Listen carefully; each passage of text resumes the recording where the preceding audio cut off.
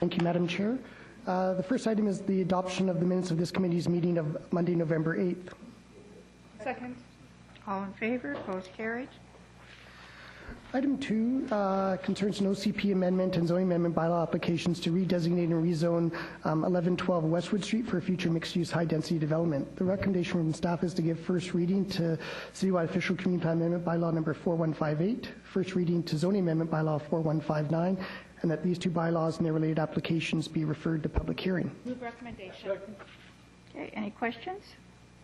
I have one. To Perry. Have we had any interest in this land, or are we just fishing? We're not fishing through the chair. We have had some interest on this land, especially on the residential side, as per city center it's progressing. So yes, we have had interest. Great, great, good. Okay, all in favor? Opposed? Carried. Item 3 relates to proposed rezoning from RS1 to C1 to accommodate a future local commercial development at 1649 Como Lake Avenue. The recommendation is that Council give first reading to City of Coquitlam Zoning Amendment Bylaw 4155, and that this bylaw and its related application be referred to public hearing. So moved. Second. Questions, Serena? Yeah, I have a question. I like that this one's coming forward. I do have some traffic concerns about when you're heading east on Como Lake and what traffic is going to be doing. So have we talked to transportation about this one?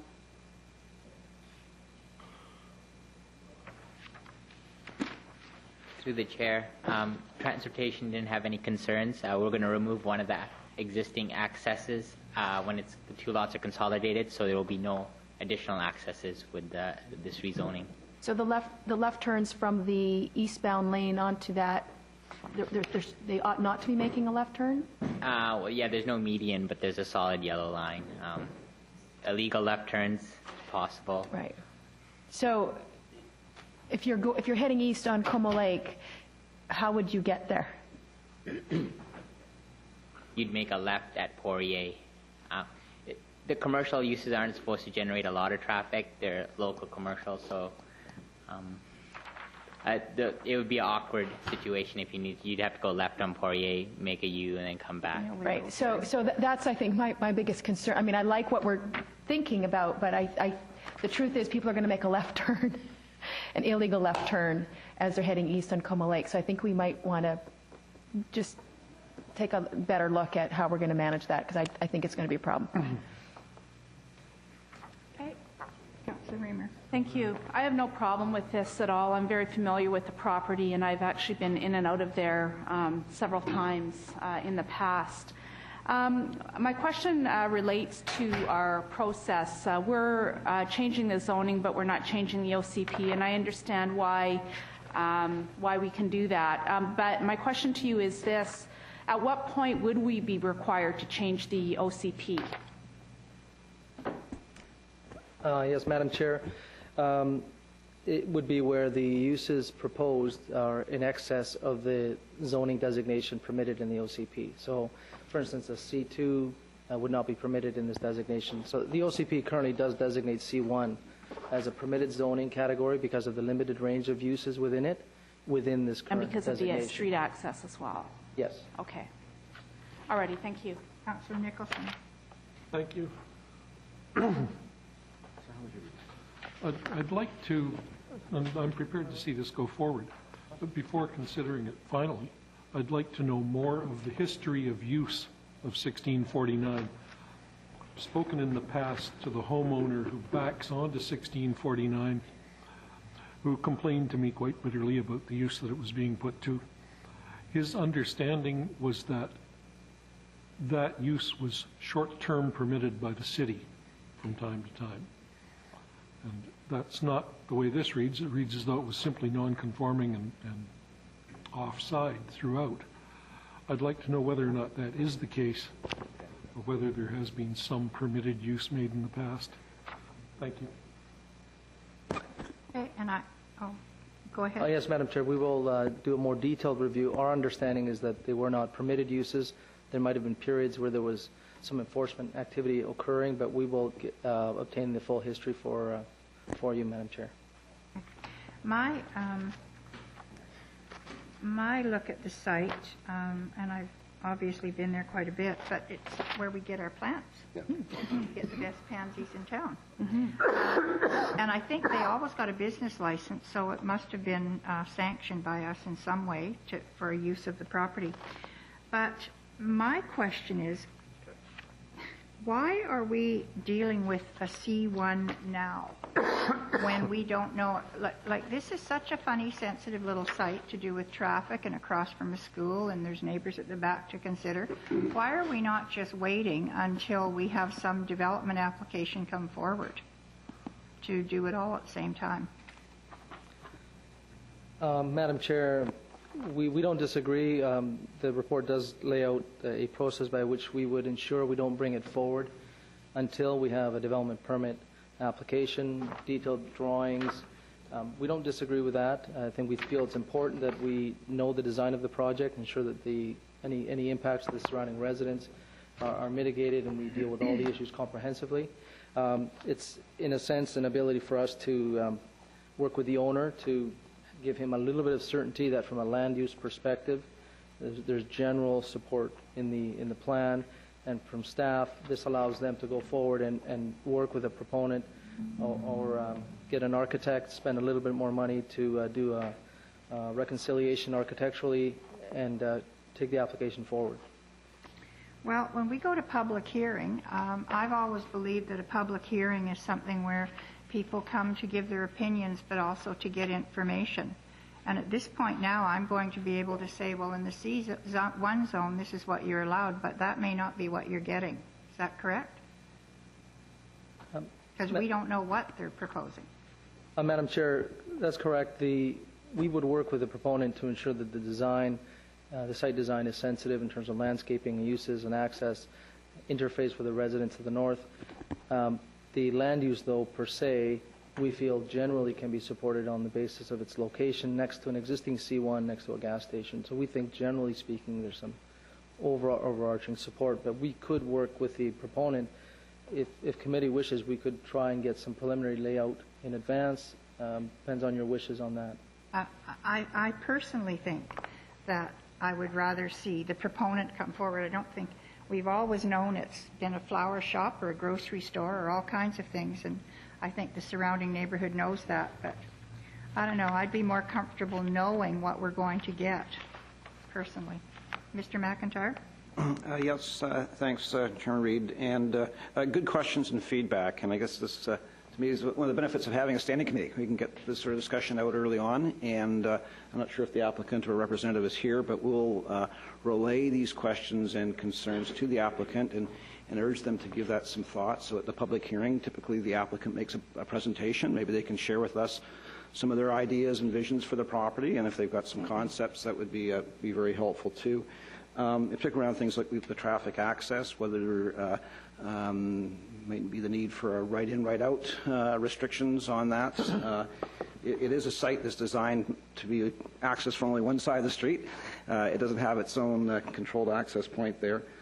So we'll follow up on that as well. In terms of the history of the use of the property, I do recall there's been maybe kind of some stretching of the uses there over time, and so we'll check on that as well. But the main point is we'll relay this feedback to the applicant and ask that they be prepared to speak to this at the public hearing. I just don't think it's fair to go out to a public hearing and not have anything definitive to tell them or even some choices to give them. So would it be okay if we referred it back to you for discussion with the proponent?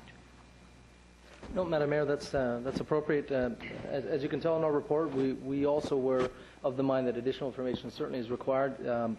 We'll take that back and discuss with the proponent doing additional work in terms of site planning so that we have more information to come back to committee with. Thank you.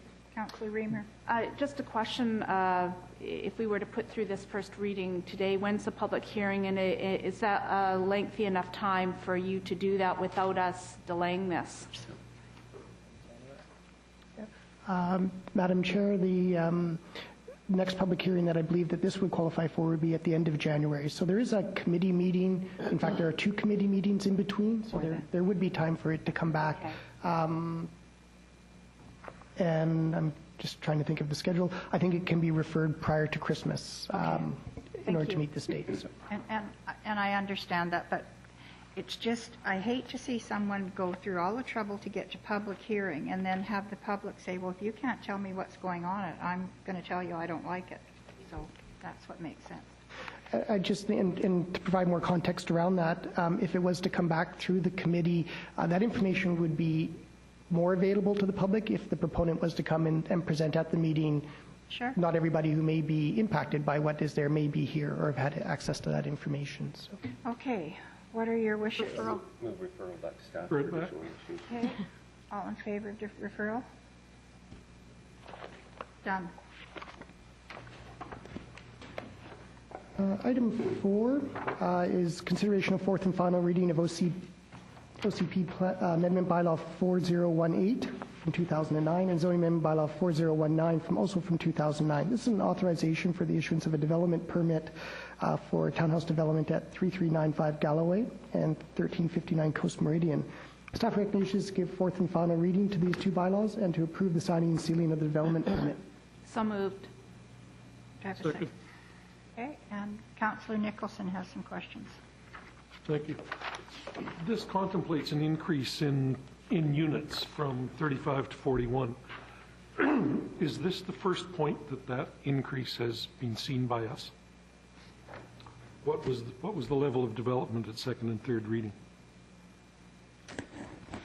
Madam Mayor, yes, this is the first time that has been presented. The total floor area is just slightly over what was presented previously to council. The zoning does permit that. In terms of the density is permitted in the zone. The change is very minor, and it's simply a result of the redistribution of the floor area and the units changing in size because of some market adjustments. Yeah, market adjustments. But the zoning does permit More that. affordable. that slight adjustment. I'm sorry, I have trouble with describing a 17% increase in the number of dwelling units as minor. Maybe a change in floor area is very small, but the numbers of families, pressure on services and that kind of thing is not. It's significant.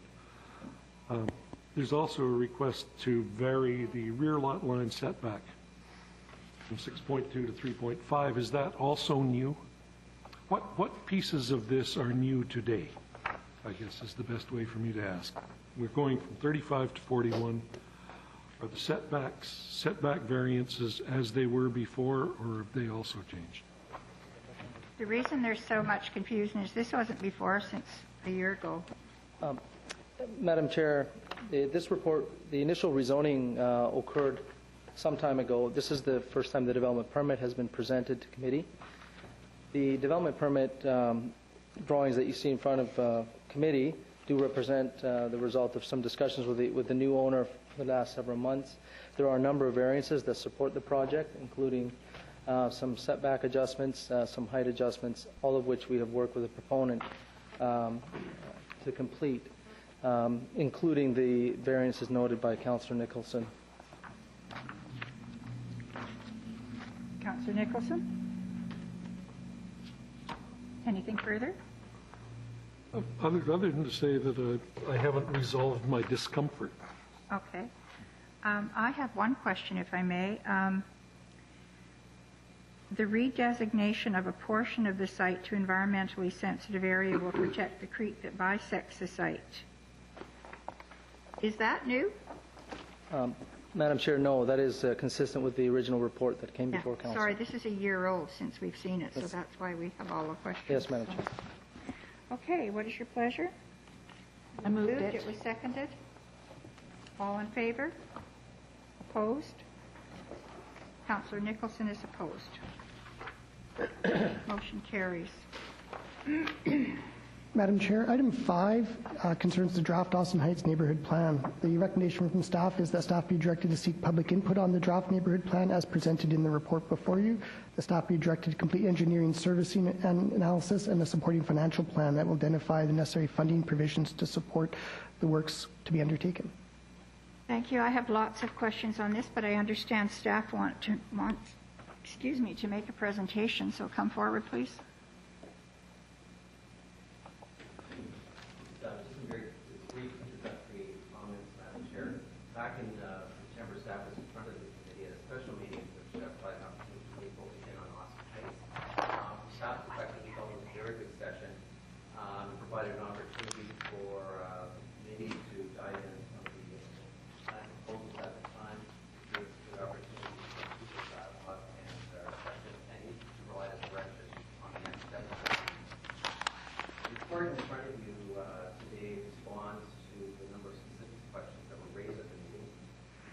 on feedback from this session and the direction to moving forward with the planning process, we are presenting to you today the draft plan for consideration.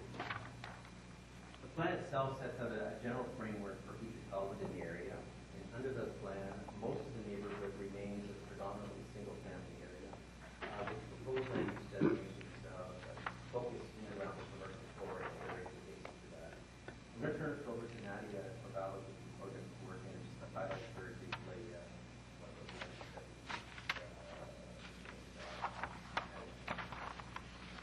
Okay, excuse me, just before Nadia starts, this is the one we had, Councillor Nicholson, Councillor Reamer, I think you were there for sure, I'm not sure if you were. We had it in the back room. Right, Okay, yeah. good, thank you. Go ahead. I just wanted to provide a brief overview of the plan. Opposite the map of Boston, in context of the mayor building the planning adjacent to the road in the area. The boundaries of the Austin Heights community plan are Foster to the north, and then Joyce and Dumont Streets to the west, and Rochester to the south. The plan is really focusing in on change in and around the commercial area, as Rob mentioned, that most of the single-family neighborhoods are. Currently, the commercial area extends from Blue Mountain to 83rd Street on Austin Avenue, and from Nelson to Marmont Street on Ridgeway. The plan envisions a new mixed-use community introducing residential population to this area with a 2 to 4-story building form that fronts both Austin and Ridgeway on the commercial area, treated by twin solar high-rise towers, and in 2 key locations, that's between Marmont and Gaithersbury on Austin Avenue on the south side, and on the current Roman site in Pleasant Island, which is proposing to build a 4-story key location and provide effective transition space between that commercial core and surrounding. Excuse me, Mr. Gilbert, could you turn the mic up, please? Doesn't sound like it's even on. Speak more directly into it. Okay, thank you. Not on? No, I didn't think so. Hello? Yeah. Now it's on. Okay, thank you. Should I just keep going from where I was? Yeah. Okay. The plan is also envisioning the retention of the medium-density area, and in response to questions raised at the September 14th workshop, policy was added to clarify that redevelopment of this area would be considered subject to developers ensuring that replacement of rental housing or comprehensive relocation assistance would be provided. Staff will, again in response to questions raised at the September 14th meeting, staff will also provide additional notification to property owners within the medium density area outlining potential redevelopment area opportunities as part of the advertising for the final public open house. The plan is also proposing adding 3 smaller areas of medium-density apartments, and these are the 3 to 4-story apartment forms on the corner of the Blue Mountain Church site, and then directly adjacent to it, and then again this 3rd small brown area between Nelson and Marmont. And finally, currently in the lighter brown hatched area, neighborhood attached residential is permitted, and that is where housing choices are currently permitted in Austin Heights. The plan is envisioning expanding that area to a 400-meter distance from the commercial core, which represents a 5 to 10-minute walking distance for housing choices. And this map illustrates the final draft land use concept for Austin Heights. Throughout the process, staff have worked closely with engineering and public works, and high-level summaries of specific servicing implications of the neighborhood plan are included in this report. Colleagues from these departments, from engineering, transportation, parks, are on hand to answer any questions you may have as well. For next steps, staff are seeking council's support to hold a final public open house in early 2011, and also direction to complete the necessary engineering servicing analysis and accompanying financial plan to support the implementation of the proposed neighborhood plan for Austin Heights. Thank you. Okay, thank you. Shall I go? Go ahead. Okay. This comes out of the last go-around we had when we had letters sent out to everyone, basically talking about housing choices. And at the last meeting, we pulled it in, and we've pulled it into now what you would see on the screen as the beige or gray striped area around the red striped area, which is the commercial core. So the housing choices are going to be available in that section alone, and that should take a lot of angst away from everyone else who's living outside of this area. The engineering part, I think, is incredibly important for me. I want to know that we can have pavers on Ridgeway, so it could be opened up for a fair or market type thing, or alternative sidewalk and street finishes that would be appropriate.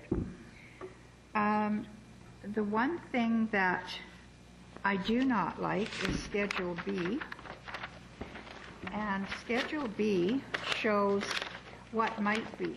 It shows the big purple things as high rises, and the other ones as low rises and whatever. And when I spoke to Mr. McIntyre this morning, I said, I don't ever remember the purple ones being on exactly those sites. And he said, well, they may be moved around. So when you look at the disclaimer, ladies and gentlemen, on Schedule B, it says this conceptual framework is for illustrative purposes only and may not reflect.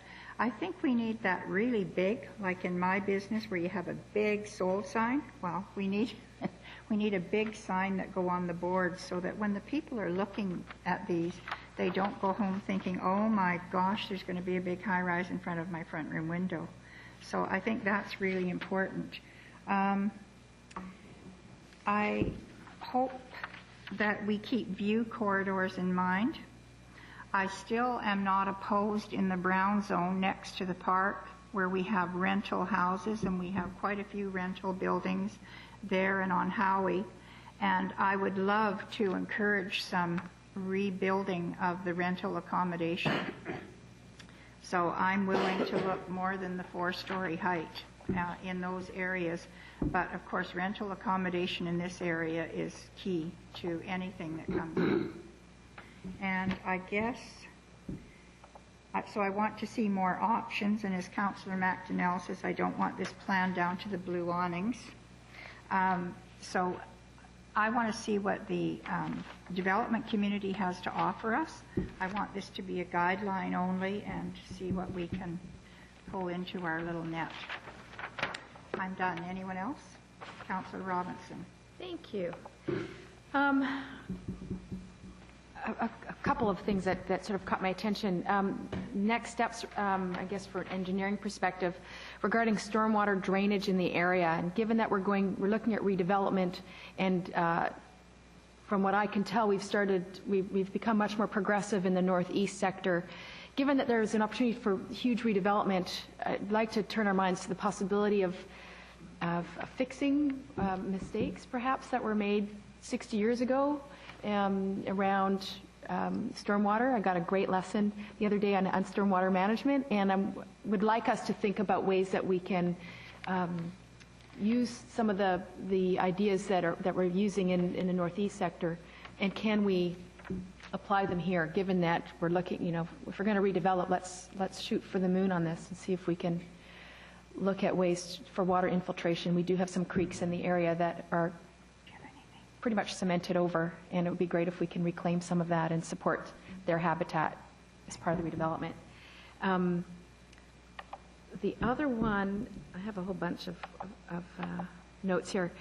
Policy 3.2.3, I don't know what page, I guess 78, I think is what I've got.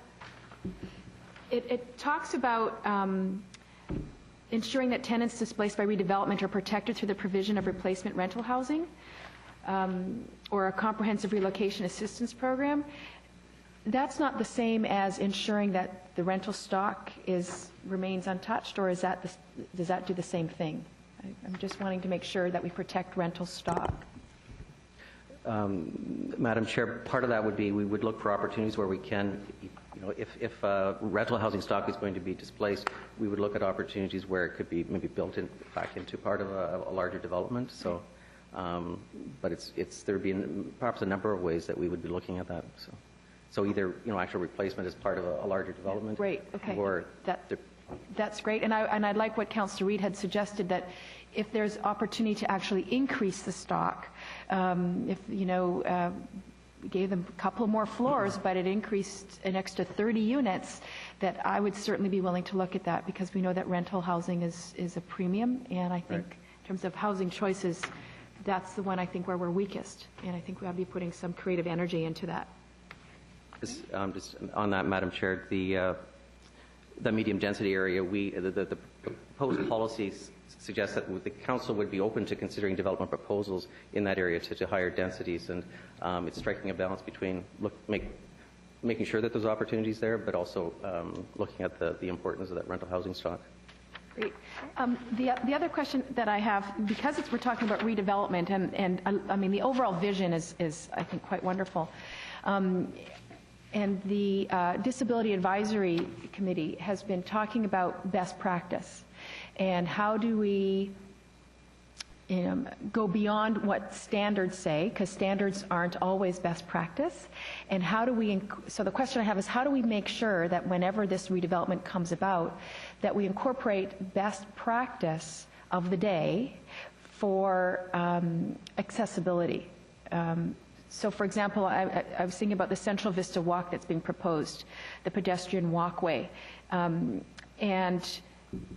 if it's on a slope, are we making sure that we have the benches that we need? Are we making sure that we have the slope and then the flat part so that people using assistive devices can take breaks?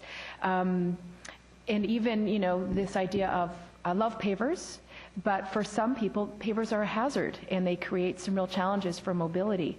So the vision that I have is that this becomes this has a potential of becoming a showpiece of universal design in the public realm. But I don't quite see it as a policy statement. And I'm wanting to know if there's a way that we can include that as part of the vision. Madam Chair, we absolutely can add that as a specific policy direction, a general statement. It's a very good question. One of the pieces, should council adopt the plan, is to develop a set of street standards for that Austin Heights area. Getting the wow factor on Ridgeway, those walkways. It would be wise for us to maybe make direct contact with the Disability Issues Subcommittee to get their input. But also, again, looking at the best practices that are out there beyond what may be in current codes. But right. So great. And I have one last sort of comment that has to do with and I love this one, the plan to coordinate the location of utility boxes and minimize their impact of the public realm. It would be great if we could just sort of require that whoever is putting it in, require that they have to wrap it with the anti-graffiti wraps, but also creating the sense of place and identity, that it has sort of a, like Mayardville right now has a standard wrap, and that there be one for Austin Heights, that automatically it has to get done. Like, this isn't a choice, folks. We want to wrap the ugly suckers.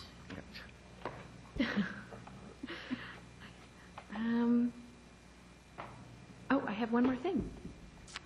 The solid waste management facilities for multifamily commercial developments, we said that we want them designed according to the Bearware principles. Can we also include that these developments be designed to facilitate a green waste and recycling program, given that that's where the city is moving? Can we include that? Madam Chair, we'll look at language to add that into the general policy guidelines. I think that's all. Thanks. I had one more thing too. When we go out to market this plan to developers, etc., I want to make sure that land use has consulted with all the rules of our businesses and business licensing and operating hours, that we can have the little outdoor cafes that we're speaking about, and different services than we offer now. So I want to make sure all of that is in order so it can be marketed as part of the package. Councillor Robinson. I found another question. We're going to take that computer away from you. In the plan, it talks about monitoring, and I think it is really important around making sure that we track the housing mix, retail, office floor space, and all that kind of stuff. Is there something, and I don't know what we can do from a policy perspective, is there something we can do to make sure that we don't have an overabundance of hair and nail salons along Austin? Like the city center? We will take that under advisement. It's just one of those things that, well, we've noticed and want to make sure we don't just have. as a, Madam Chair, just as a general observation, I think Austin Heights being a well-established neighborhood, it's really got a rich mix of uses Right. in that area, and with an existing population, an expanding, trade area, if you will. Right. I'm not sure if you'll see that preponderance of We hair salons in all as likelihood well. won't see that happen again. Not to, in terms of perhaps what you're seeing in the city center. But I think the dynamics are much different in an Austin Heights neighborhood. Thanks. If I could, Madam Chair, just on that point, sorry. It's a really good question, and I know we've been struggling with it just across the street here. I think as Rob points out, the beauty of Austin Heights is you've really got a gem there. You've got an established commercial district, a little long the tooth perhaps in parts, but it's still active and busy, and a large part of that is because a lot of independent businesses operate there. And so that's going to be the challenge in providing the opportunities for redevelopment to revitalize the area, re-energize it, but at the same time, try not to lose what makes it so special in the first place. So I think that's something we need to watch for as these projects come forward. There is a proposal coming forward to Standing Committee in 2 weeks' time, so that's a good question for that proponent to ensure that those opportunities are maintained. But we'll take that away and keep an eye on it. Great. Thank you. Okay, thank you. Madam Chair, just in answer to a couple of your questions about view corridors and protecting view corridors, the design guidelines, the very general design guidelines do have acknowledged that and building spacing. I think that's all. I just wanted to briefly acknowledge, again, as you know, that there's strong development interest in the neighborhood, and we've got some representatives here today. I also want to acknowledge a member of the neighborhood working group here. That's some of the property owners, businesses, the UDI, which are part of that, have spent several hours, volunteer hours of their own time, helping us pull together the plans. So I just want to acknowledge it's Phil's time, and then certainly UDI's participation. Oh, well, thank you very much for your time. Thank you. We'll have a beautiful neighborhood when you're done. Thanks, and good part to you. Okay. Recommendations have been moved and seconded. All in favor? Sorry, they have not. I'll second. There, see, that was easy. All in favor? Opposed, carried. Item 6 concerns the 2010 City of Coquitlam Economic Development Mission to Korea and China. We have a presentation by Mayor Stewart and Peter Steblin, City Manager. Maybe I can just provide a few introductory comments before the mayor goes through some of the slides that he so ably pulled together. The mayor and I had the privilege this last October to do an economic development mission to both China and Korea. And the report outlines a number of the themes, the number of the areas that we did go through. Basically, had 4 themes. One was to build on the connections, the existing connections we had with sister city relationships in both Korea and China. The second was to really explore the potential of whether or not there would be some interest in any kind of land development opportunities that might come to the forefront with the Evergreen line. There was some significant interest there. And then the third whole area, which is a real growth area that both the mayor and I believe, is the whole connection with the international education sector. And finally, investigating clusters of opportunities. We really found in Korea especially, they were very successful in identifying clusters of economic opportunity that we think has some real possibilities here in Coquitlam, given some of the large holdings of provincial land. Probably the best way of going through that is just to sort of go through a pictorial review, which the mayor has pulled together. So before we go into any further discussion, I would suggest, if you're comfortable, Mayor Stewart, that you just sort of walk through some of the slides that you pulled together, and then we can talk as we go. That would be fine, and in fact, we have many more than this, and I would invite council members who are curious about one aspect that they see here to ask, and we'll get more photos or examples or paperwork related to that aspect.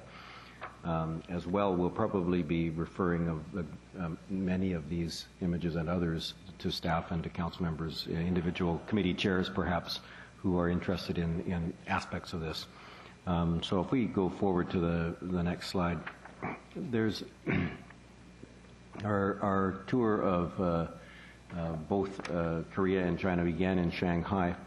Shanghai at the time was hosting World Expo 2010, an amazing event, very much reminiscent of Expo 86, only on a much grander scale, a scale that absolutely enormous scale. Some of these are simply images of both the meetings we had and some of the sites of Shanghai. Expo itself, we managed to get to Expo for a morning primarily related to, well, one day actually, primarily related to some official visits to the Canada Pavilion. Those are some of the other pavilions. We were there as well with some delegates from Coquitlam College, a local business here in Coquitlam that relies largely on its business, which is to export the English language to primarily Asia, but also to South America and other continents, other countries. We spent a good part of the day with folks from Coquitlam College, also discussing with members of the Canadian Embassy in Shanghai related to the development opportunities, the economic development opportunities, both in Shanghai and elsewhere in China. That day was spent in Shanghai. The next day we headed over to Laizhou, which is our sister city. This relationship was established, I believe, about 10 years ago. Maybe 8 years ago. Not much had been done. In fact, nothing had been done on it for 5 years. So it was a relationship where the folks there didn't quite remember us that well. We did connect up with one individual who had spent a lot of time with our delegation 5 or 6 or 7 years ago. At the time, it was Mayor Kingsbury, and we remembered well some of the economic development discussions they'd had. Laizhou is actually the stone capital of China. The center photo there is this magnificent stone archway at their new rose garden. This park is probably the size of Town Center Park. It's in the middle of nowhere. It has a massive lake. The lower picture is the same park. A beautiful lake and fountains and bridges, and the lake is stocked with koi, and all around it is simply gardens. And this is anticipated that this will be the central park to a massive new city that they're building on the outskirts of what is now Laizhou. This kind of development is going on throughout China and certainly throughout Korea as well. The top photo in the middle, for example, shows a little bit of the development and the immense roads that have been built already. They're anticipating an enormous expansion of urban populations in some of these cities on the coast of China. And so the roadways have been built already. The high-rises are starting to go up, and life is starting to change. I invite Mr. Stevlin to jump in at any time. The far right the top right is a new energy plant being built in Laizhou. It's a massive facility, coal-fired, supposedly relatively clean-burning coal-fired energy plant. They're building these all across China, of course, because their need for electricity and energy is growing exponentially.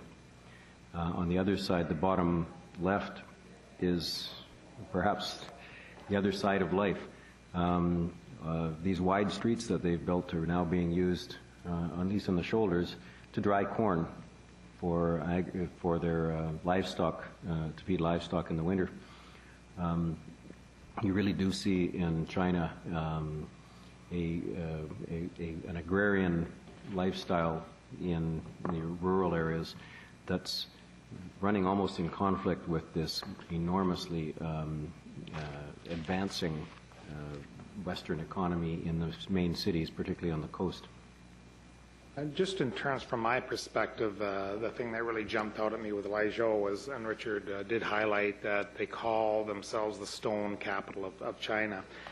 There were 2,000 stone cutting companies in Laijiao. When they say stone cutting companies, it's the granite countertops that are popular in kitchen retrofits.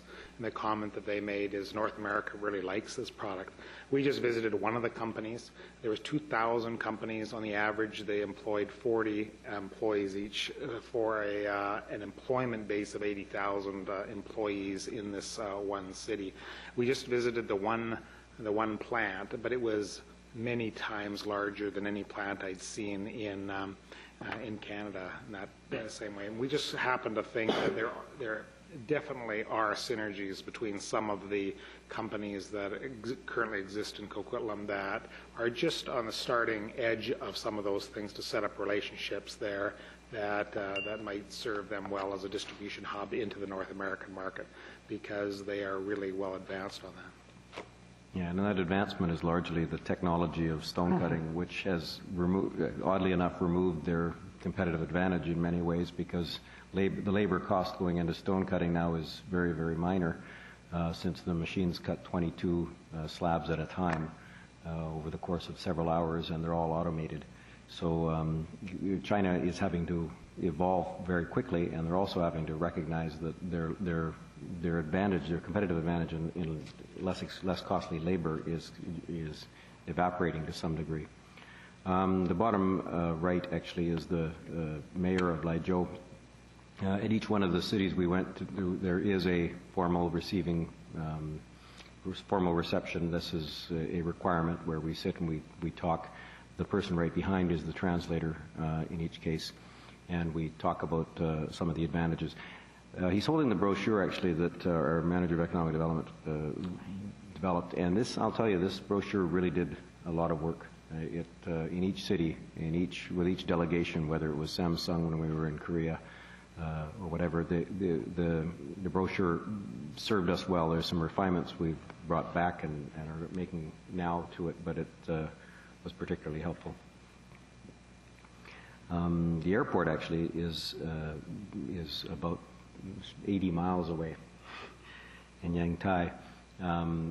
This is the city that we landed in to get to Laijiao and left again in the morning. This is the view from my hotel room, actually.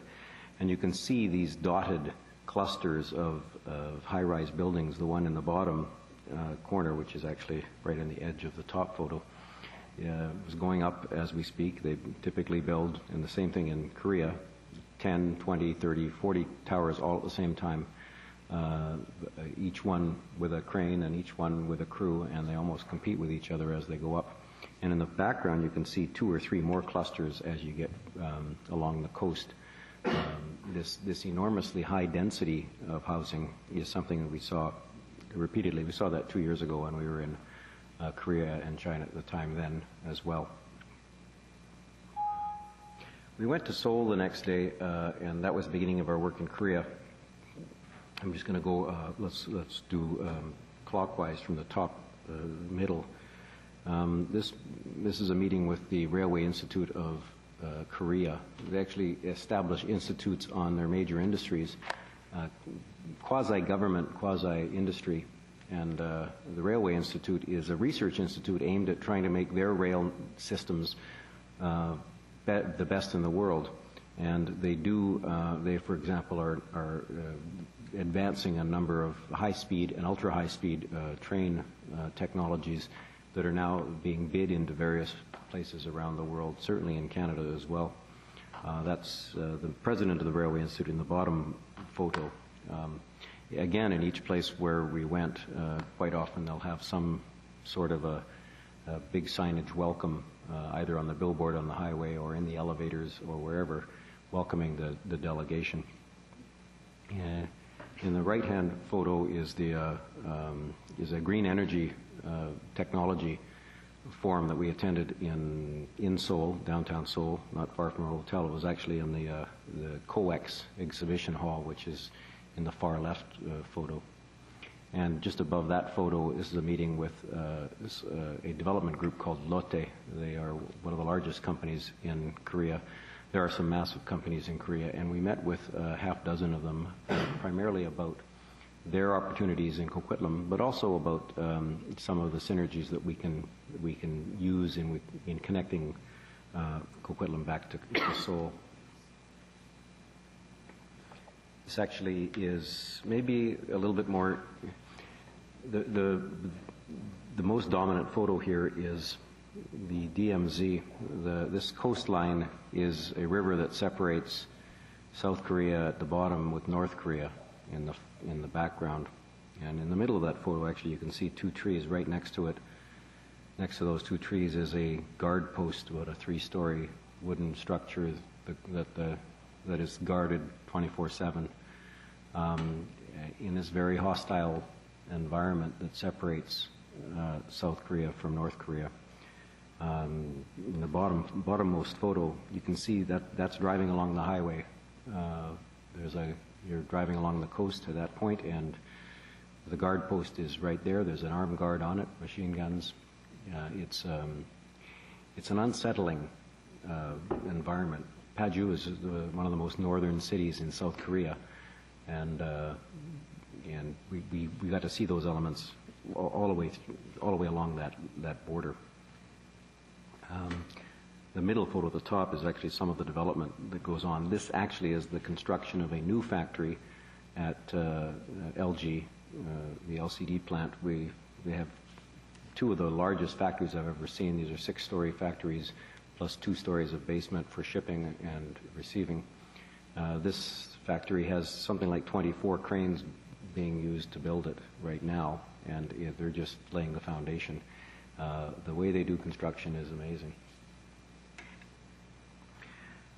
I'm going to talk a little bit about this one quarter. It's less than a square kilometer, and it's a new development in Paju that will be 120,000 people in 3 years. It's just starting now, and up at the top right-hand corner is a smokestack. You'll see, and we'll see that in a moment. This is a master plan community with parks. About half of it is parkland or green space, and the rest is very high-density residential development. The first thing they built was a train station, and the second one was a sewage treatment plant. And then from there, they go on and build the housing. The housing is starting construction now. That's the housing under construction at the top left, one little corner of it. The top right is actually a model of the sewage treatment plant, and it's been blown apart a little bit. It's been exploded. You can see a soccer field that's kind of up in the air. That's just to demonstrate that underneath the soccer field is the sewage treatment plant works, because normally a sewage treatment plant requires a bunch of settlement ponds and such.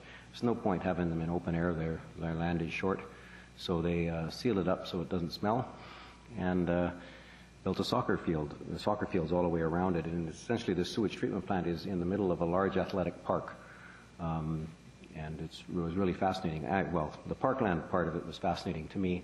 Apparently, Mr. Steblin has a history in sewage and water systems, and I was fascinated by the rest of it.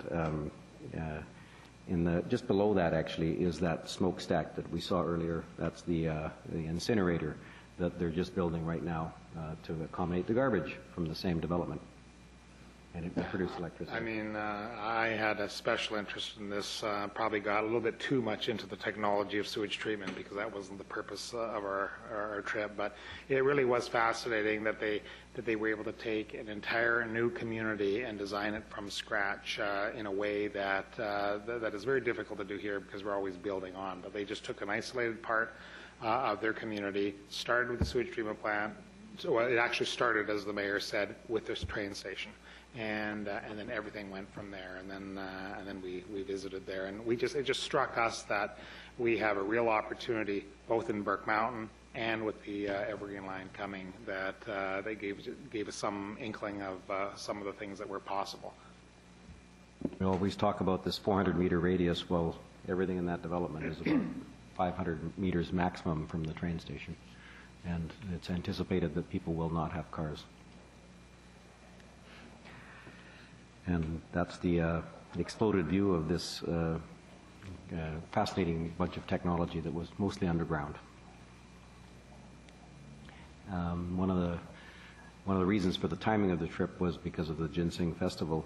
Paju Gaesong is actually named after Paju, the city of Paju, and the city of Gaesong is just north of Paju in North Korea.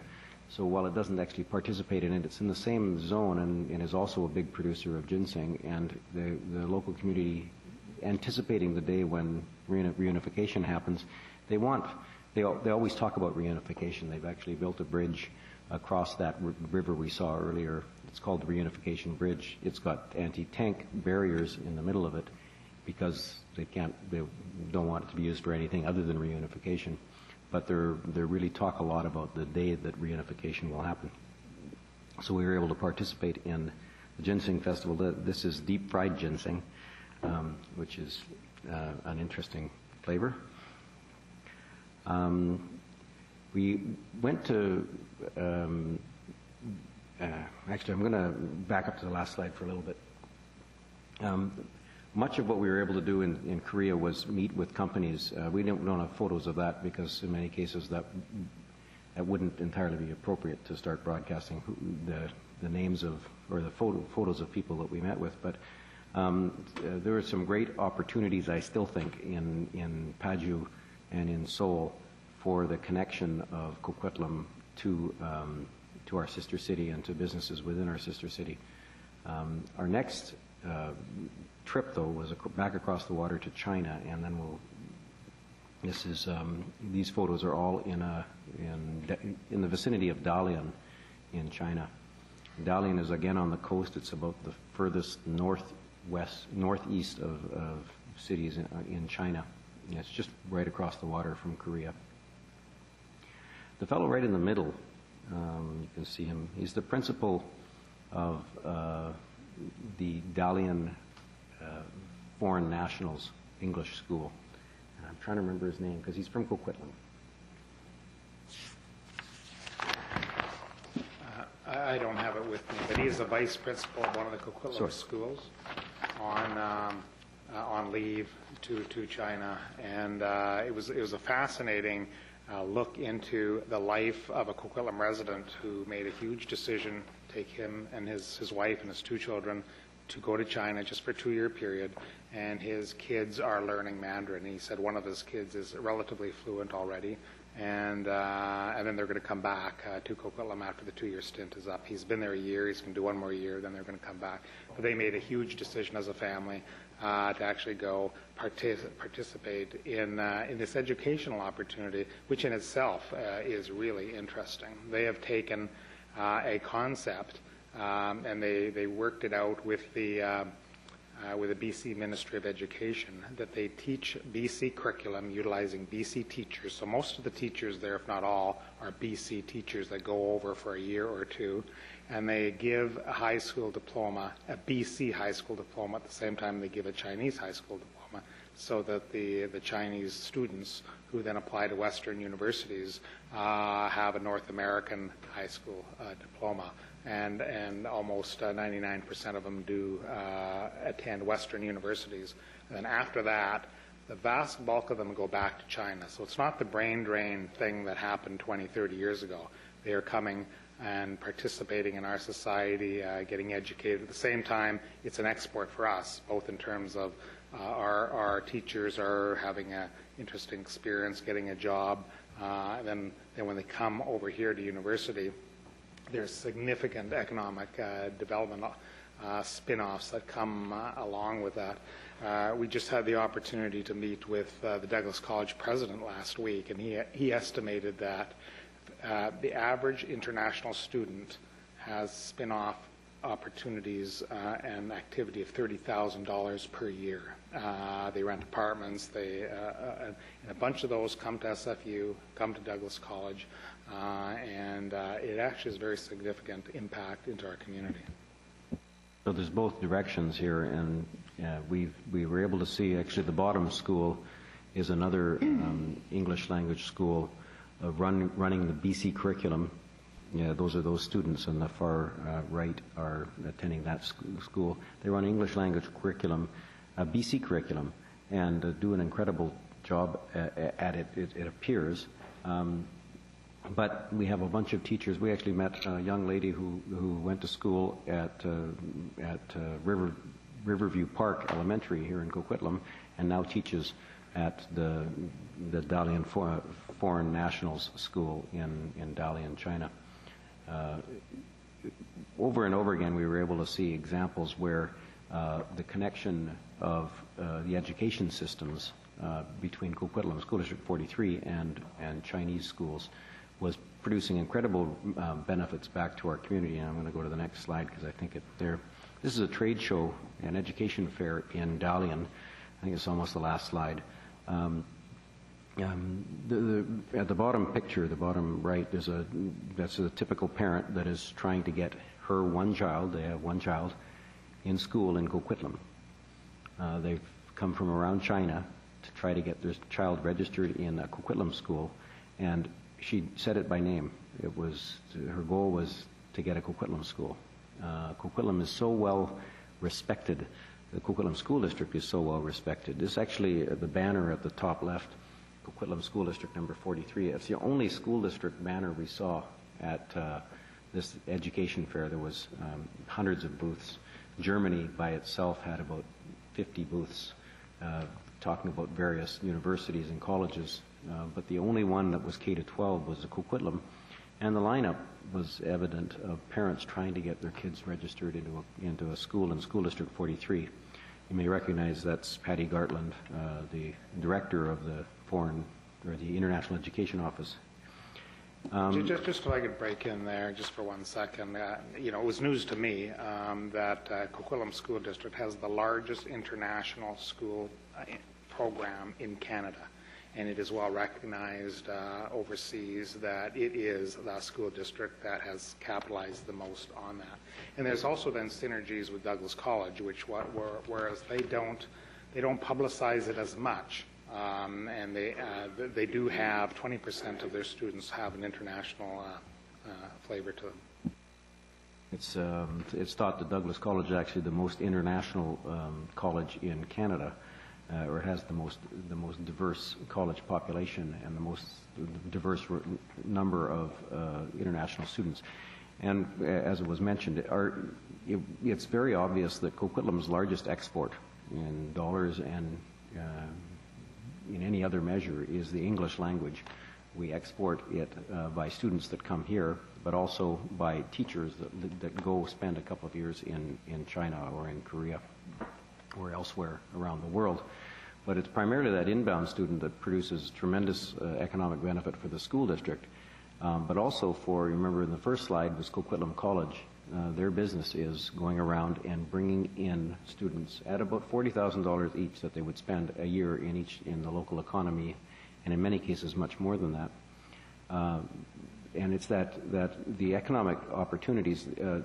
Patricia was particularly pleased that we were in Dalian because she'd been trying to get a meeting with the mayor in Dalian and was unable to because the school district wants to develop a better relationship with the city of Dalian.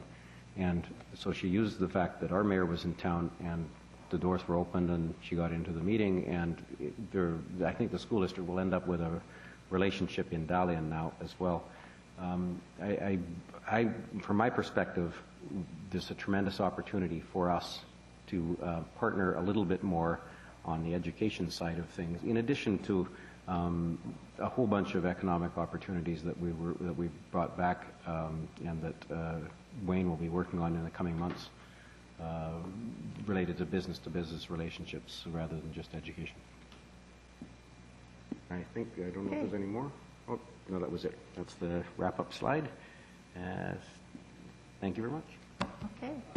So just to sort of wrap it up, I mean, the report goes into a number of discussion topics and also a number of lessons learned. One of the things that Richard and I both felt is that we didn't really have enough lead time in terms of setting up the trip. Though these kind of trips, I think, are better. The further in advance you can plan them, the more effective they are. I think we covered a lot of ground when we were there, but we really were run off our feet. And there were so many people that really wanted to see us. We went from breakfast to, late every night. And we found just the two of us, we were stretched pretty thin. But we really did cover a lot of ground when we went through there. And if we do a future mission of this type, we would really recommend that it be planned further in advance and that consideration be given to a broader size of a delegation.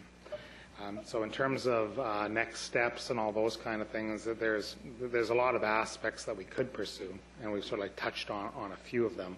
But the international education component really jumped out at us both in terms of the capitalizing on what the school district does with their reputation, but also the post-secondary education opportunities both here in Coquitlam and in China, which utilizes the BC curriculum, are real opportunities. The last thing we really do feel that we should really think about a little bit is the whole opportunity of encouraging the province to set up clusters of development here in Coquitlam, perhaps utilizing the Riverview lands or some of the other lands that they do have. It really is something that Korea has really utilized to give all their companies a leg up on the international scheme.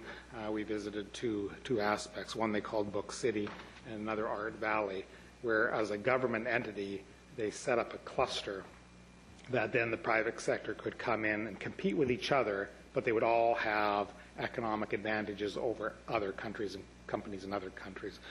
We think that there is some possibility to encourage the province to do something similar here in BC, and especially in Coquitlam, like I say, with the land holdings that they do have. So we just thought we would highlight that a little bit. And other than that, we would just open the floor to questions. Okay, thank you. Did we have a mover and a seconder? We do not, Madam Chair. I'll move it. Second. Okay, well, I have Barry, I have Selena, Neil, yourself. Okay, so Barry, go ahead. Okay, so just a few comments, perhaps questions. Nice pictures.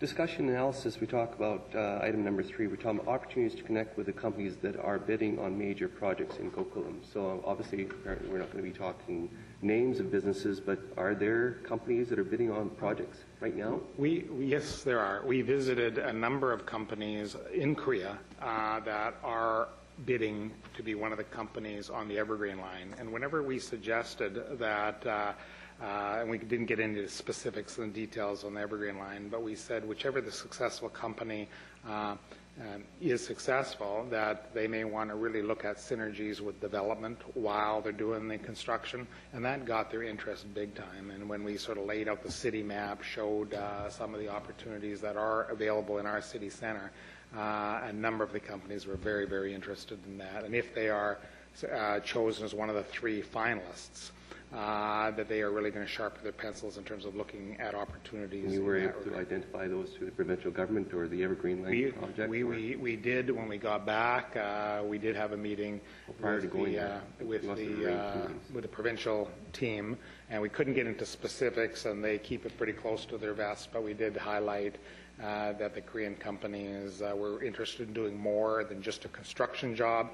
And one of the observations that we would make in terms of how the province has gone about extending SkyTrain is that they treat it too much like a construction project instead of a city shaping exercise, that there really is an opportunity to shape the communities that they go through better than they historically have done, and we are encouraging them to think about that.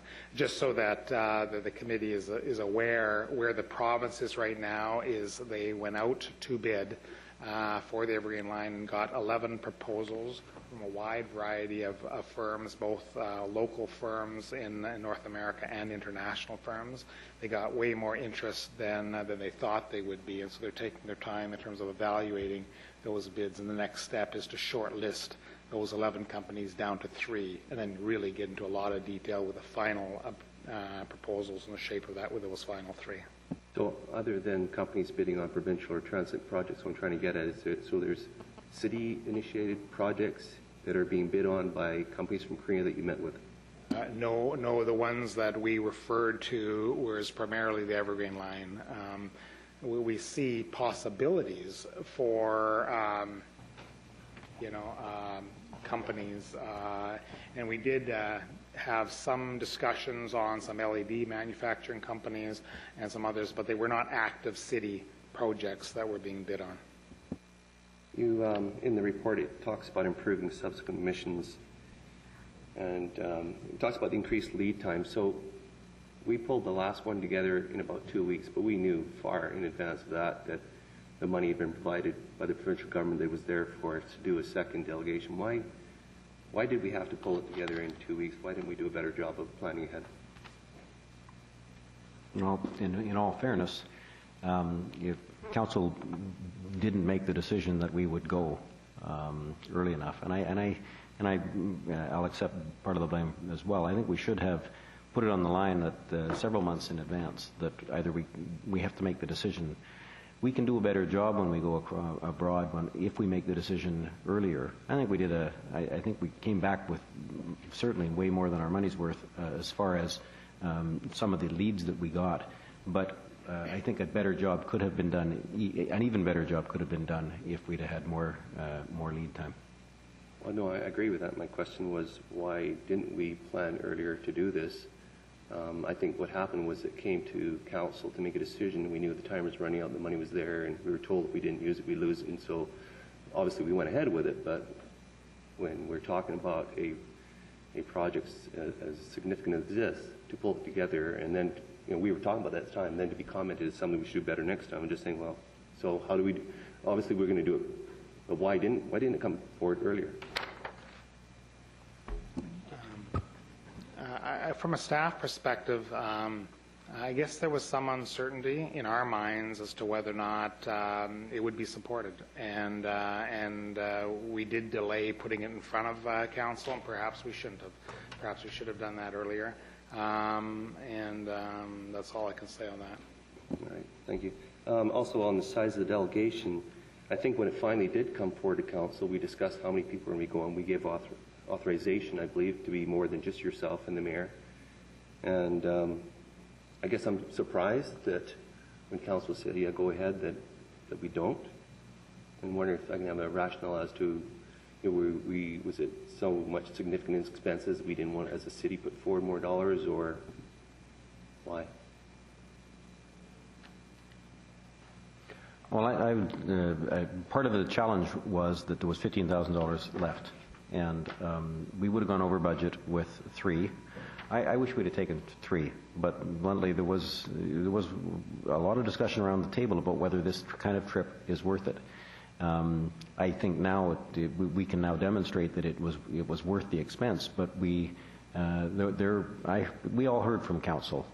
There was reservations among some council members. I think some council members were 100% in favor, but some council members were concerned about the cost, and there is no question. I think we would have overspent the $15,000, not by much, but we would have overspent the $15,000 with a third person.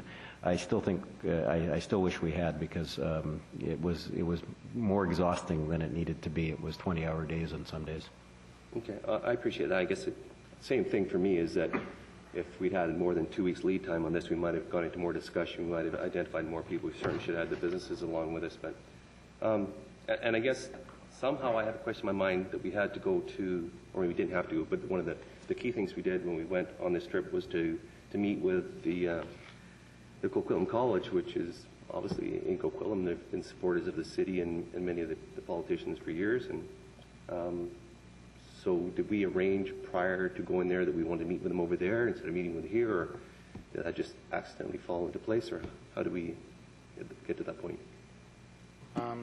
Wayne Beggs actually set up the connection with them. They go over 4 times a year. The school districts, both Coquitlam College and our own school district, go at least 4 or 5 times a year. I'm not sure whether or not they actually moved their mission to coincide with ours or not, or they were going to be over there anyway. I don't know if Wayne, you have anything to add to that? Through the planning process, and it was not just a 2-week planning process. There was about a month and a half, but a lot of the plans came into place in the last 2 weeks, and I think that to some extent that may be just the way that it works with the Asian community. That was certainly what our consultant Ken Beck-Lee had said, that a lot of times when things come together, it comes together very quickly at the last minute. The Coquitlam College was a group that was there at the time, and there was an opportunity to meet with them and build connections with them while we were there. So that was the way that came together. I think it's good that we're working with the Coquitlam College and the District 43, but I somehow feel like we're piggybacking on their successes rather than initiating our own on this. How much do we have to expend any city dollars in addition to the money we got from the province? Just on that point, we are clearly piggybacking on their success, but our presence increased their success. It was very obvious that the city delegation enhanced their ability to open doors that they would not have been open. And they were just thrilled that we were there because, as I think the mayor highlighted, they got meetings with officials that they had been trying to get previously and couldn't get it. And in response to your last question, no, the entire costs were covered by the provincial grant. Okay, so, and I guess the last one is more of a comment than anything, because I read the subject and we talk about the 2010 City of Coquitlam Economic Development Mission. I look at Attachment B, which is a work plan, and I see the responsibility as the manager of economic development on all of them. And yet we chose not to send our manager of economic development there. Once again, this was, council had made the decision that a council member wouldn't go, that it would be the mayor and up to 2 staff persons. Our challenge was financial. Wayne would have been a big asset on the trip, and he was actually a very big asset because even as the trip was progressing, we were in contact with him regularly related to both the contacts he had established, but also some of the paperwork, some of the logistics that were unfolding. I'll be blunt. I wish we had taken 2 members, 3 members of council, a couple of staff persons, and a significant number of businesses from here. We had 5 businesses from Coquitlam that connected with us as we went through there, through China and Korea, actually. No one followed us the whole way through. Businesses that were in the Korean portion or in the Dalian portion or whatever. But given more time and given a proper focus, I think, we can parlay this kind of economic development mission into some serious connections for our local businesses. We've seen other communities do it. We've seen, and while we were there, we were connecting with businesses who had made connections because of this kind of relationship in the past. I'm hopeful that Coquitlam can take its enormously diverse community and make that one of our economic strengths by connecting to China, but more importantly, I think, connecting to Korea. Korea is ready to do business today on North American terms, and we have a tremendously vibrant business community from Korea right here in Coquitlam, and there was an awful lot of opportunity that we weren't able to touch because we simply didn't have the time. I'm hopeful that certainly among those 5 companies we will find some great connections, but among the dozens of other companies that we'll be able to connect with now, given the success we had on this trip. Well, and I guess I agree. I compare our development mission compared to other cities, and this one I think fell short. It fell short as far as the number of people. I mean, let's face it, people were actually looking at us and saying, "There's only 2 of you." I wish we had more. We produced tremendous success, I think, and we'll be able to demonstrate that success. But it could have been more successful, I think, even still. Thank you. Councillor Robinson. Thank you. So I appreciate the follow-up. I think it's helpful. I do remember that there was certainly around the council table some I guess not skepticism, but just lack of clarity about, so how will this move things forward? And getting a report back in terms of the number of contacts made and seeing a bit of focus coming forward, I think for me helps to reassure me that this is where we ought to be putting some energy. So even though there might be some disappointment, at the same time, I feel more comfortable and more confident that this is the direction that we ought to be going in. So I think I'm one of those folks who puts her foot in the water first before she sort of jumps in, and I just wanted to, I think we needed to test the waters, and I think that this certainly helps.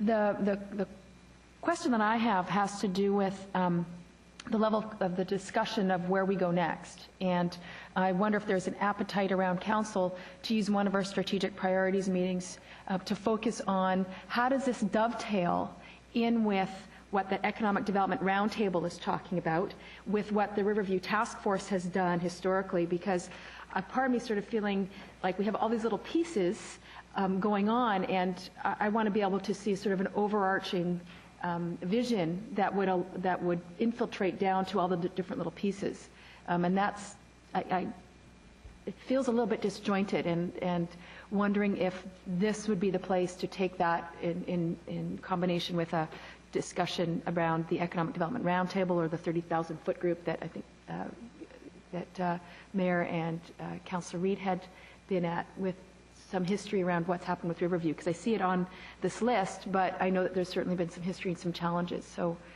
an overall discussion would be really helpful. That would work from our perspective. There's really two distinct areas where we think we need to do more staff work on before that kind of discussion would be ultimately the most fruitful, and that is solidifying an approach with the educational sector, and there's a number of aspects to that. Mm-hmm. But the other really big one is this whole concept of an economic cluster, and that does fit in very nicely into the Riverview lands and what they've been discussing. But it doesn't have to be limited to that. It could be utilizing some other provincial lands and or other opportunities. And we were hoping to do a little bit more advanced work on that. But it would be a really good topic for perhaps a future strategic priorities discussion, perhaps early next year, to sort of like focus in the discussion, and then there might be some things out of that we could ask the 30,000 foot committee to actually ask some specific questions. I think that we would benefit from a discussion amongst ourselves first, though. Yeah, absolutely. The other comment I just want to make has to do with the educational sector, and Councillor Lynch talked about the sort of, I guess, the synergy. I mean, what you comment as a synergy between the educational sector and what the city can open up certain doors, and they can open up certain doors, and I certainly value collaboration. And wanting, I want to know, the students who come through our educational programs, is this the kind of thing where we would sort of develop a relationship with them while they're here and then follow up with them while they're there and sort of maintain and identify the opportunities as they go back? Because I think that's the critical piece, is if they're going back, they know us, they know the city, that this would be sort of the opportunity to ensure that, and it's sustainable. I mean, that's the other part. It's not just these, you have these trade missions and you go once every 3 years and you just work with the hits that you make. But if you have a sustainable revolving door of students coming through that you develop a relationship with. Definitely. I mean, in fact, some of what we call the feeder schools for Coquitlam School District, we had the opportunity to visit them. Many of them come for summer camps. And they all knew Coquitlam, and they were really interesting because they started in grade 10 and grade 9, and they come for a summer camp, and then some of them actually come to spend full time here for grades 11 and 12. And then some of those would go on. Then the whole Coquitlam School District experience is a feeder for the Coquitlam College, which they basically operate in the first 2 years of university. They are parallel to Douglas College, and then most of their students go on to UBC or SFU, those kind of things. And initially we were thinking, well, are these groups in competition with each other, or are there synergies? And we came away with a strong feeling that there's more synergies than competition. There is some competition, for example, with the Maple Leaf School, which is high schools in China versus the Coquitlam School District here. But the concept that was always said is there are so many kids that are interested in an international education that they feed different markets. Right. The kids that want to stay in China, that actually feeds an economic opportunity for BC teachers and actually our own education ministry. They get audited twice a year by the BC Education Ministry. They pay all the costs for BC Education Ministry to take teachers from BC to help audit their program. The flip side of that is then parents that want their children to actually have more of a North American experience actually send their kids, they homestay here in Coquitlam or some other place or rent an apartment or whatever, and they actually attend the school district. And many of those stay on to go on to the Coquitlam College or Douglas College or some other aspects. Anything else? Okay, Councillor. Actually, on that last point, you mentioned some disappointments. The glass is half full here. In fact, the glass was overflowing. We should have taken another glass. I think we got some really, really good results, and I want to make it very clear that the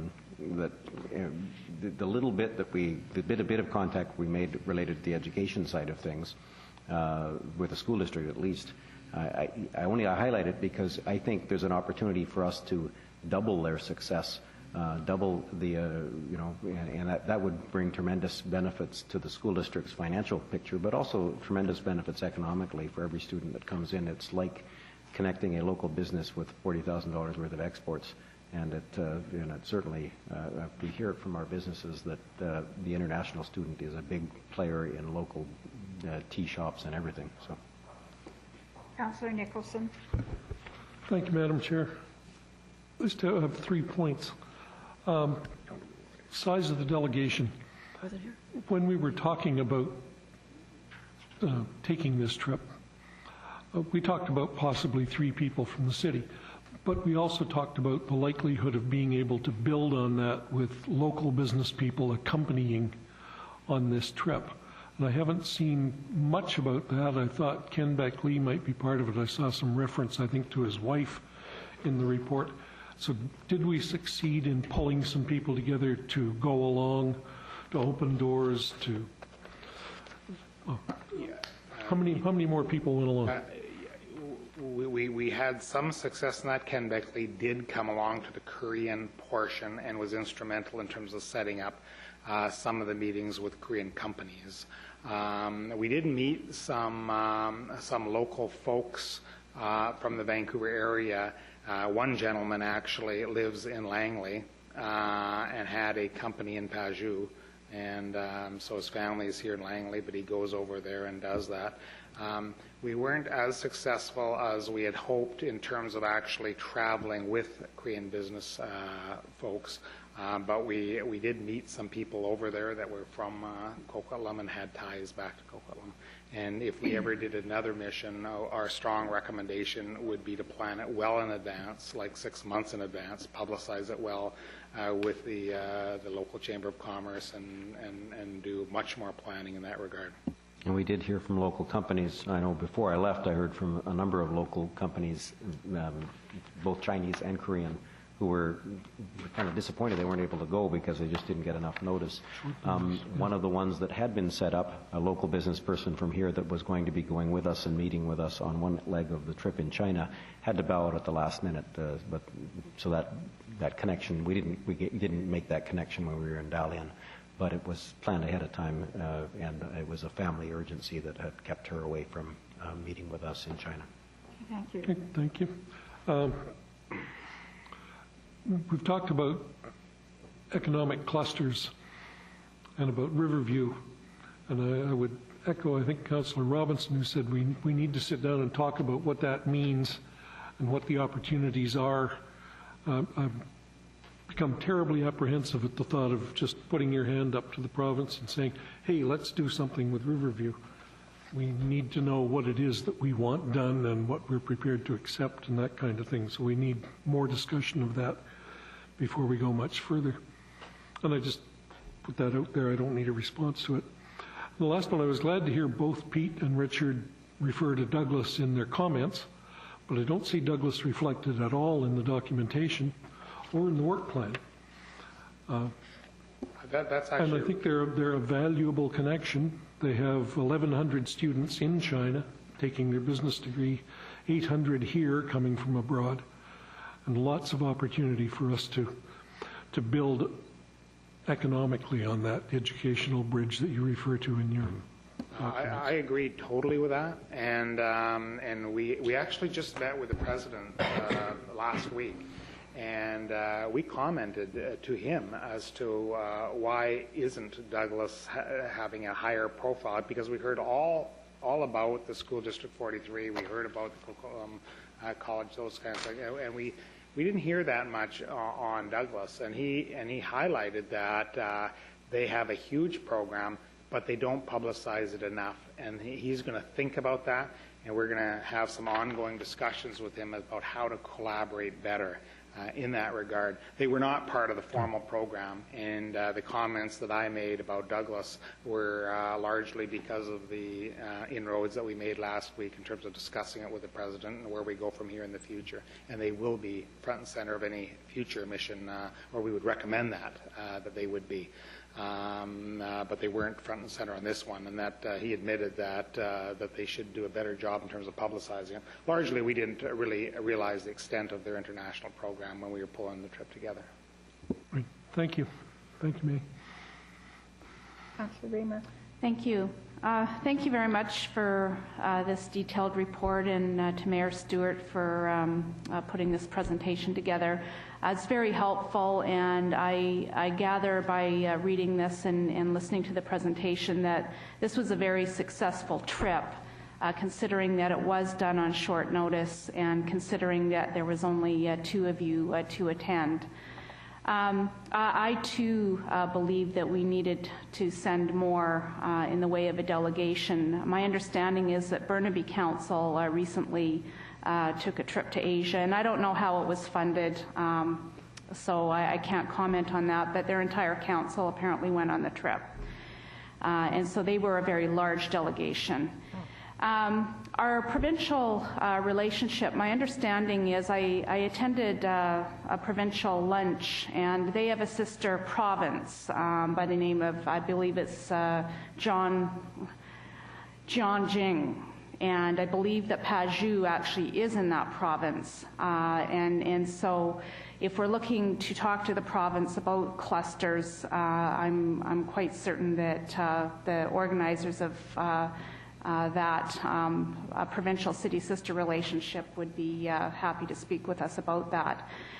Which leads me into the following question. Do we have any idea what sort of opportunities are going to be available in the future for us to partake in these sorts of things? What sorts of grants might be available in the future for this type of thing? If I could just deal with a couple of those issues. Yes, the province does have a sister province relationship, and we participated with that in the first mission, the one that we went 2 years ago, which Maxine Wilson, Richard, and myself went 2 years ago, and that's when they signed the sister province relationship with Guangzhou. With respect to other cities, most of the other cities, and I would just highlight, you're right, Burnaby sent a very large delegation, New West sent a very large delegation. Most of the other cities have sent significant delegations, and those are largely funded by city dollars. What the province did is they gave out grants to a variety of local governments to encourage local governments along this line. It was a one-time program, and those grants funded our two missions. But the province viewed that as an incentive to get us involved. They did not see that they would fund ongoing efforts forever. I'm not aware of that. They may have future programs, and we'll also keep our eyes out for that.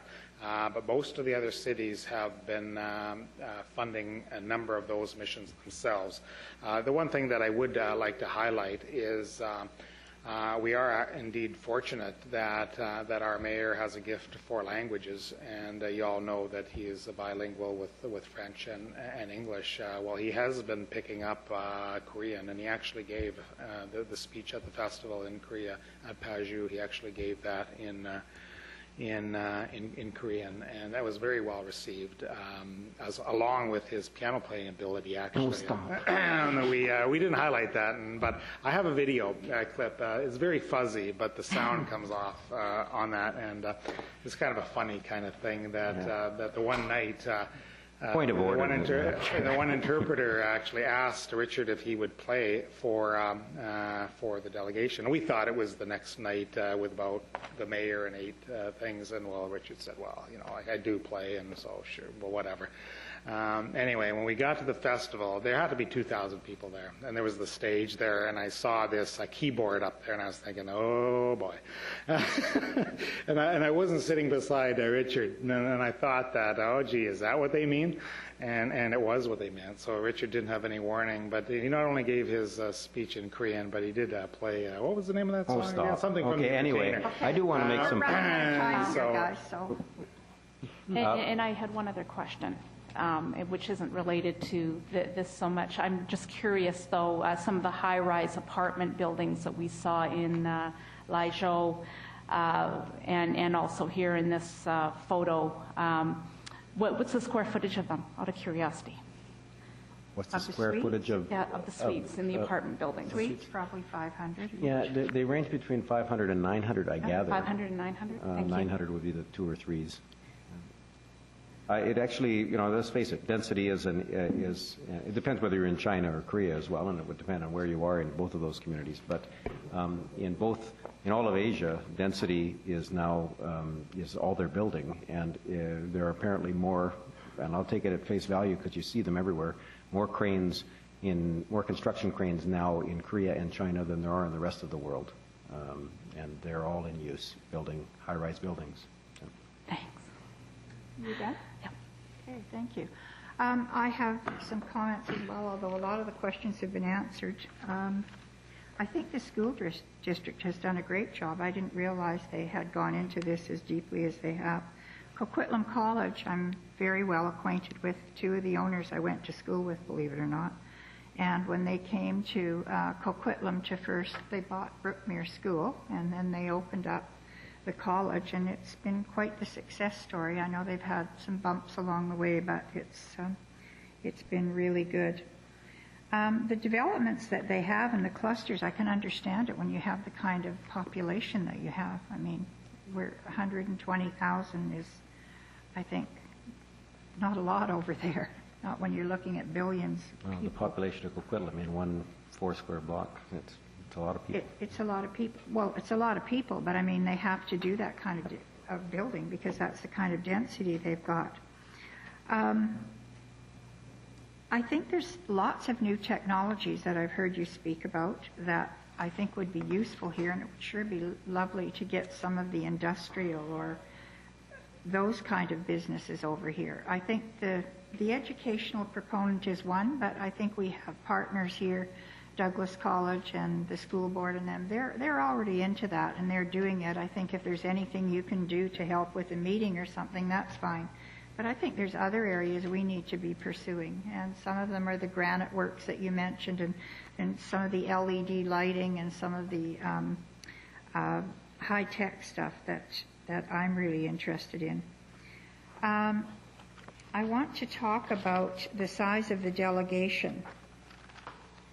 I really believe if you're going to send a delegation, it's great for another city to send their whole council, but our taxpayers aren't quite that wealthy. And we have to be very cognizant of what they want us to spend money on. And I think if we want to take the whole council, then we'd all better be concentrating on one specific thing so that we don't waste our time and not just run around in a group and we all spend 20 hours a day. The size of the delegation wouldn't mean as much to me as the talent that we sent over there, and being able to take people with us that are from that country, and being able to have a sales team that would sell Coquitlam. Other than that, I think the size is negligible. My problem is that I think we need a discussion whether we indeed want to pursue this, whether our taxpayers indeed see that this is something we should be pursuing. On the work plan,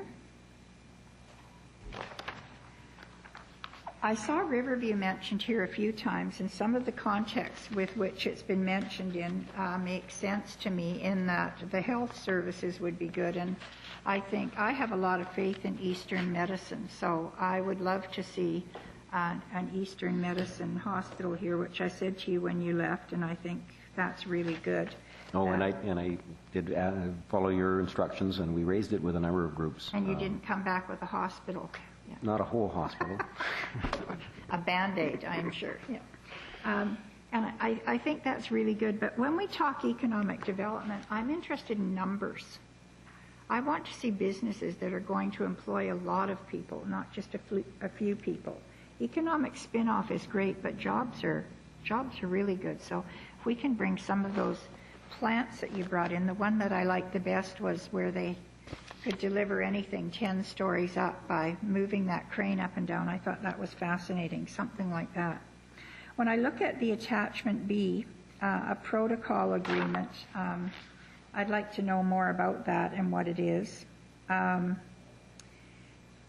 Coordinated marketing, I think we need to talk around the whole educational service. Maybe they want some of our services, but I don't think we need to spend a lot of money in it. I think the technology companies around the Evergreen line and opportunities there, I like.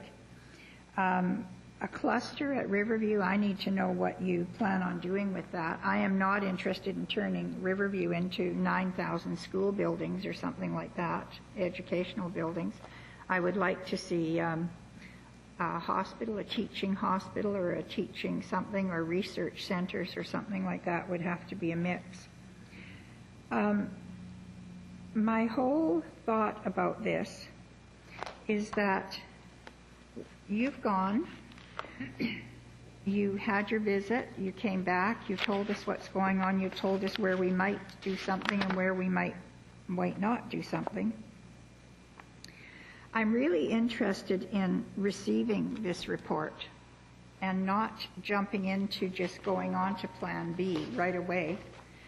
I really think that we need to have a really good council discussion and figure out if we want to, just as you said, Mr. Mayor, concentrate on Korea right now or concentrate on China. Not that we would forget one and just do the other, but maybe we need to focus our energies on something. And I think maybe we need to have a really good discussion about that, and even a big discussion is, are we going to go there next year? And if we are, where are the funds coming from, et cetera, et cetera, et cetera.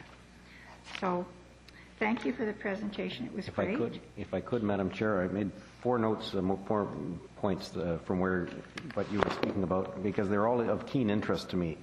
At Riverview, for example, the art park that we were in, called Harry Art Village, is actually this focus on art, and it's 250 acres, oddly enough, and largely green space, largely protected, but in the middle of it all, a real cluster of artists' live workspace. I'm not suggesting that that necessarily is what you do, but the model, we asked a lot of questions about the model that government would use to set such a thing up, and how would you, in the same way, the last trip, Gyeonggi had a technology park in Gyeonggi that was essentially funded by the provincial government. Gyeonggi is a province in which Paju sits, and its technology park was full from the day it was open. And whether that's the kind of thing you could do in the health sciences sector at Riverview Hospital, perhaps encompassing a new acute care hospital or elements of and those are the discussions we need to have. We had some discussions that were site-specific. For example, the Railway Research Institute said, well, would you have a site that's right next to a rail yard that's cited as industrial and perhaps has an industrial building on it? And that's one of the things that Ken Beck-Lee had identified, and I'd ask you not to mention any specific site that comes to mind. But we did raise those sorts of opportunities. Things like LED lighting, whether there are some technologies we could bring into our city that need to be adopted and that they're further advanced than we are. But the most important thing was best practices. I'm a big believer in best practices, and I had chats with some of the mayors of the region in the weeks leading up to our trip and in the weeks following our trip, because it seems that each community does this differently. And I had a discussion with some ministry staff about the possibility that perhaps they could fund a best practices process to allow communities in the Lower Mainland that do sister city relationships to get together, compare notes, figure out how it works, figure out how it doesn't work, figure out whether taking your whole council is silly or what. But in the end, work toward getting better results and then demonstrating those results so that other communities can understand and learn from the examples. That I want Coquitlam to be as successful as possible. There's no point going if we're not going to be successful at what we went there for. This is not a holiday. These are exhausting trips, but they have tremendous potential to give us benefits. The goal that we have to have now is how do we get the best bang for the trip we made and for the bucks that were spent. And I think that's the challenge ahead of us. And I think, again, I think that we need to sit down, and we as a council, it just can't be one or two people. I think the whole council has to get together and say, gee, I think this is what we should pursue. And I think we've got lots to talk about here. And so those are my comments. So we have a motion on the floor. Yes, we do, Madam Chair. Which was that council endorse the action plan. Go ahead. I have a question, and I'm not against endorsing the action plan. I support it, but I also think there's a piece sort of missing in terms of the process, and in terms of us all being on the same page. And I'm wondering where that would fit into. So if we receive and refer to this discussion, does that mean nothing happens on this work plan? Or do we need to endorse the work plan in order for work to proceed, and then if we want to tweak it, we can do that later? Mr. Stebler. I would like to be assured that council is comfortable with us doing work on these items. Otherwise, if you're not comfortable, then we shouldn't do the following work. There clearly is a need for more discussion prior to any significant future economic mission. And it really is up to you as how comfortable you are, but I would suggest we do endorse the action plan and refer the whole issue to a future strategic priorities mission for updates early in the new year. And then we can have a discussion about those things. And so we can do some background work on these things, noting that we wouldn't get into any significant progress on any of them before we had that discussion. Because one of the things I do recognize is that you also don't want to lose momentum. I think we've started something, and you can't let this sit for a year without doing some follow-up, and I don't want that to happen either. So I would like to see some activity happen, but I think we clearly need more discussion. Like, for instance, when you want to do a cooperation protocol agreement, I want to know what that's about, what it's going to say, what we're tying ourselves into, for instance, before going ahead with that. The marketing actions, what's the cost going to be, what's the time going to be. Every time, and we're very cognizant of this, but every time we give a direction, we have a lot of staff time that gets involved in any of these things. And I don't think anyone around this table doesn't want to do something. I just don't think that, well, I can only speak for myself. I'm just not clear, what do we do first? And I know we don't want to lose momentum, but perhaps this is something that could be discussed in January. That would be a great retreat morning or a couple of hours, and come out with, give us a sample of what a protocol agreement would be. Let's discuss, where are our opportunities? Are they in Korea or are they in China? These are the things I'm interested in finding out. And do we truly have the financial capability of sending more delegations? And is this something you want to do once a year, every 6 months? You know, I think we have a lot a lot to talk about. I really do. Councillor Reamer. Thank you. I too think we have a lot to talk about, but I do have concerns with the losing momentum, and I also have concerns about us falling behind in the competition area with our neighboring municipalities. I think that these relationships with Asia need to be a part of our lives, and I think I would really like to see us both pass this motion and have further discussion, as Councillor Reid has suggested.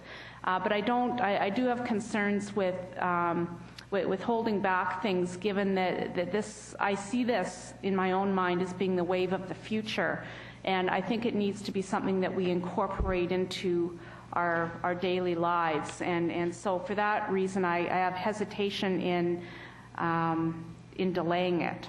Thank you. Is there any other speakers? Barry. Well, I think perhaps we need to make the best of what we've received from the report, but as I said before, all 5 items has the manager of economic development as the person who's responsible, and I haven't heard from him what he thinks of the plan, which I would like. It doesn't have to be today, but that might be appropriate for us to hear. Well, I know we don't have the time, but you're talking about receiving the report and referring it to some place to have a discussion on that time. That'd be the appropriate time for us to hear from that. And I'll also need to know if he takes on this type of work plan, what else goes on the back burner, because that's right. We're assuming he's busy, right? So I tend to just to Wayne should address that directly, but Wayne drafted this report on my behalf, and he was the one that came up with the work program. But Wayne, you should address that issue. Do we want this addressed today? If we're going to receive the report and refer, I don't need to hear it today. No. But if we're not going to, if we're going to approve it, then perhaps we do. So what's the motion on the floor? Is it to receive? The motion on the floor is to endorse the action plan, and then it would just all go ahead, and you're hooped. So that's the motion. So can I suggest that we endorse it with a report back for dialogue sometime in January to this committee, so that more detail can, I mean, there's not going to get much done in December, but I'd suggest we endorse it. It was drafted by the Manager of Economic Development. He probably likes it. I'm going to go put my neck out on a limb here, and we can endorse it and have a chat about it at one of these committee meetings in January. That being said, it doesn't address your comments, Madam Chair, as to is this the area we want to go. This is a report after the development mission, and we have 5 items from the Manager of Economic Development, and as the Mayor stated, we're not going to have a whole lot happening between now and January, and if it's our wish to discuss it in January, that's not long ago. We're not far in the future. Just let it go. If you'd like, I'll move to amend the motion to receive the report and to move this to our January workshop for discussion. Second it. Okay. So there's been an amendment. So on the amendment, all in favor? 3, 4. Let's call the opposed first. Pardon? Call for the opposed, because they don't have to vote. They don't vote okay, against. Opposed. Linda, sorry. She said Richard. So there's only 2 opposed. Richard. And Richard. Okay. So the amendment passes. So on the main motion then, as amended, all in favor? Opposed? Oh, I won't oppose it. Okay. We're done. Thank you, Madam Chair. Item 7 is the minutes of the Riverview Committee meeting held Wednesday, October 20th. Motions to receive those minutes. Move receipt. Second. Just a note, I did get a letter back from the Premier telling me that he forwarded on to 2 of his ministers. So that's it. All in favor? Opposed? Carried. Madam Chair, that's the last formal item on the agenda. Thank you. We're done. Adjourn. Yeah. Second. When do you want to do this?